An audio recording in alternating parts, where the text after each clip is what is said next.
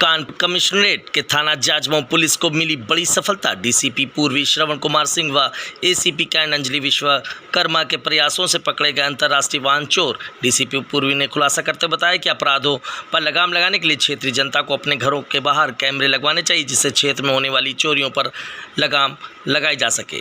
Kanpur police आयुक्त द्वारा चलाए जा रहे ऑपरेशन त्रिनेत्र के तहत जाजमऊ पुलिस ने अंतर्राष्ट्रीय वाहन चोरों के 2 सदस्यों को गिरफ्तार किया है, जिसमें एक यूपी पुलिस का बर्खास्त सिपाही निकला। डीसीपी पूर्वी ने खुलासा करते हुए बताया कि 2 वाहन चोर पकड़े गए हैं, जिसमें एक बर्खास्त सिपाही है। अन्य साथियों की तलाश की जा रही है। इन वाहन चोरों के तार कई अंतर्राष्ट्रीय वाहन चोरों से जुड़े हुए हैं। पुलिस टीमें लगा दी गई हैं, जांच पड़ताल की जा रही। जल्द ही और भी वाहन चोरों का खुलासा किया जाएगा। वहीं गुड वर्क करने वाली जाजमऊ पुलिस टीम 25,000 का इनाम भी दिया जाएगा। देखिए खास रिपोर्ट संवाददाता अब्दुल निसार की कानपुर से। घटना ये है कि हमारे यहाँ पूरे शहर में भी व्हीकल चोरी हो रही थी, 4 व्हीलर, और ये हर 15-20 दिन 25 दिन पे एक व्हीकल चोरी हो रही थी।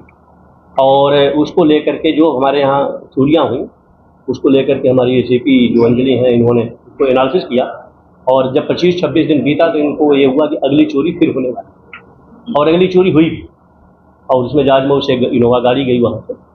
तो ये लोग उस पूरे को लगे कि भाई इस केस को वर्कआउट किया जाए, क्योंकि हर 20 से 25 दिन के बीच में ये चीज रिपीट हो रही है। इन्होंने कैमरे को देखा, बाकी चीज़ों को देखा। देखने के बाद इन्होंने जो चूँकि वहाँ पे वो अपना चेहरा ढक के आता था, बाकी चीज़ आती थी, आपने फोटो में भी देखा, तो वो जो है पूरा का पूरा इन्होंने वर्कआउट किया उस चीज़ को कैमरे के माध्यम से। कैमरे देख के चले गए और फिर एक जगह जहाज क्षेत्र में, नवस्ता क्षेत्र में, वो जो है गाड़ी लेकर के गली में जाता है। वहां तक तो इनको कैमरे से देखा, क्योंकि आगे गली बंद थी, तो ये डाउट हुआ कि ये गाड़ी जो है यहीं पे आई है, क्रिमिनल यहीं है। फिर उन्होंने वहां पे जो सीसीटीवी फुटेज थे, बाकी चीज़ों को खंगाला और उसके आधार पर उस पर्सन को आइडेंटिफाई किया। वो जो क्रिमिनल है वो मोहम्मद परवेज है, और ये पुलिस का बर्खास्तुदा सिपाही है। और इसकी भर्ती 1995 में झांसी से हुई थी, और झांसी के बाद ये कानपुर में भी यहाँ पे रहा है। कानपुर में आपका नरवल थाना, बाकी ग्वालटोली, कई थानों में रहा है। और फिर यहाँ से ये चला गया था नैनीताल, और नैनीताल में वहाँ पे कई जगह रहा। और फिर वहाँ से जब ये 2015-16 में आया है झांसी में, तो इसकी वहाँ से बर्खास्तगी हुई। इस पर 20 से ज़्यादा मुकदमे हैं, और नैनीताल में, तल्लीटाल में, बाकी जगह मुकदमे हैं, हमारे यहाँ मुकदमे हैं, बाकी जगह मुकदमे हैं। और जैसा कि आपने मटेरियल देखा, पूरा इसके पास है, स्कैनर है, मॉनिटर है और चाबियों के लागे। इसका जो मोडस ऑपरेंडी था, वो मोडस ऑपरेंडी ये था, ये जहाँ पे था इसके वहाँ से वेपन्स भी बरामद हुए हैं, पुलिस की वर्दी भी बरामद हुई है, और बाकायदे जो आईडी होती वो बरामद हुई है। और इस आईडी के आधार पे, बाकी चीज़ों के आधार पे जो हम लोगों को पता चला, वहाँ पे लोकल जिनके यहाँ रह रहा था, किरायादार का जो था, उसमें उसने ये बताया कि मैं क्राइम ब्रांच का इंस्पेक्टर या जवान हूँ, और उसके आधार पे वो वहाँ पे एक इम्प्रेशन बना के चलता था। लोग गाड़ियाँ 4 बरामद हुई, गाड़ियाँ 4 बरामद हुई हैं। बाकी डिटेल हम लोग इसको कर रहे हैं कि बाकी गाड़ियाँ कहाँ पे कटी है, जिसका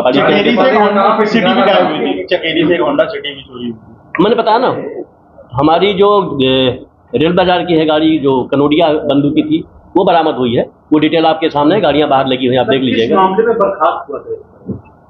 इसके कई मामले थे, वो हम लोग निकाल रहे हैं। जो बेसिक जानकारी मिली है कि वहाँ पे इसने मिसबिहेव किया था, लड़ाई से मिसबिहेव किया था, क्योंकि इसका क्रिमिनल बैकग्राउंड था। और इसके नैनीताल में भी हम कर रहे हैं, क्योंकि जब नैनीताल से वापस, जब अलग स्टेट बना वहाँ से, तो वहाँ से लोग जब वापस भेजे गए तो पूरा बैक हुआ। बैक होने के बाद चूँकि वहाँ के मुकदमे थे, तो उस मुकदमे पे इसकी विभागीय कार्रवाई हुई थी, उसके आधार पर ये फिर बर्खास्त। नहीं, पुलिस की वर्दी नहीं। आप देखो, फोटो देखोगे, ये इस तरीके से उसका आया था, चेहरा ढक लेता था और कैप लगा लेता था पूरी। नहीं, बाकी जगह सभी, बाकी जगह सभी जगह इसका मोडस ऑपरेंडी मैं बता रहा हूँ। हाँ, अब उस पर हम लोग लग रहे हैं। अभी तो हमने कहा बेसिक वर्कआउट किया है। अब इनके जो कॉन्टेक्ट हैं, बाकी जो डिटेल है, बाकी इनके नंबरों की जो कॉलिंग है, इसमें और भी कबाड़ी शामिल हो गया। ये कबाड़ी का जो है हम लोगों ने अरेस्ट किया है, बाकी कबाड़ियों के जहाँ पे बेचा है वो हम लोग पूरी करेंगे। चूँकि ये बता दीजिए, गाड़ी चुराने के बाद कहाँ पे इसका क्या ठिकाना था छुपाने का?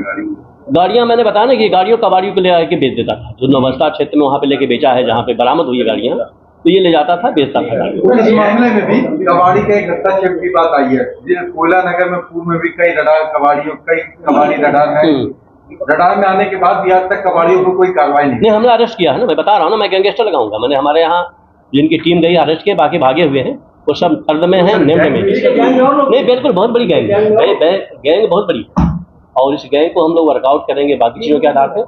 इसका मोडस ऑपरेंडी ये था कि ये दिन भर सोता था, रात में सिंगल निकलता था, ये किसी को साथ नहीं लेके जाता था। जो सबसे बड़ा शातिरपना है, ये सिंगल निकलता था, और जब निकल करके जाता था तो ये गाड़ियों को, अपनी गाड़ी जाता था, कभी जब स्कूटी जाता था, कभी जब 4 व्हीलर से जाता। अब जैसे किसी गली मोहल्ले में गया, गाड़ी को आइडेंटिफाई कर लिया, अब उसके बाद अपनी गाड़ी कहीं दूर खड़ी कर देता, स्कैनर बाकी चीज़ ले जा करके गाड़ी को ले जाके ठिकाने पर लगाता था, फिर ई रिक्शा करके अपनी गाड़ी लेने के लिए आता था, और फिर अपनी गाड़ी लेकर के चलाया था। ये 25,000 रुपये का मेरे द्वारा इनाम दिया गया है पूरी टीम को, और ये बहुत ही मतलब एक तरीके से डिटेक्टिव क्राइम होता है। एक होता है कि हमने पता कर लिया, एक है कि इसमें मैराथन एक्सरसाइज हुई हमारे एसीपी कैंट के द्वारा और थाना जाजमऊ की पुलिस के द्वारा, और जो सबसे बड़ी हम लोगों के लिए मतलब वरदान साबित हो रही है, जो पुलिस कमिश्नर सर का जो हर घर कैमरा का अभियान है, उस कैमरे ने हमारे लिए बहुत मतलब मदद की, और शायद अगर कैमरा ना होता तो इसको वर्कआउट करने में मुश्किल होती।